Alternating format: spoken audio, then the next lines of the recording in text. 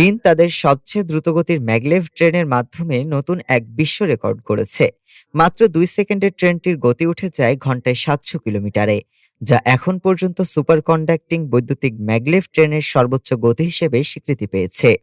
National university of defence টেকনোলজির গবেষকেরা 400 metre দীর্ঘ একটি বিশেষ ম্যাগলেভ ট্র্যাকে প্রায় 1 টন ওজনের যানটি দিয়ে এই পরীক্ষা চালান। সর্বোচ্চ গতি অর্জনের পর ট্রেনটিকে নিরাপদভাবে নামানো হয়।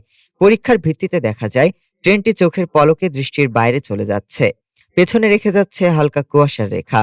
ট্রেনটি শক্তিশালী সুপার কন্ডাক্টিং ম্যাগনেটের সাহায্যে ট্র্যাকের ওপর ভেসে চলে, ফলে ঘর্ষণ প্রায় শূন্যে নেমে আসে। গবেষকদের মতে এই প্রযুক্তি ভবিষ্যতে দূরবর্তী শহরগুলোকে কয়েক মিনিটে সংযুক্ত করতে পারে। বিশ্লেষকরা বলছেন এই সাফল্য শুধু পরিবহন নয়, মহাকাশ ও বিমান প্রযুক্তিতেও নতুন সম্ভাবনার দ্বার খুলে দিয়েছে। ডেস্ক রিপোর্ট, আজ বার্তা।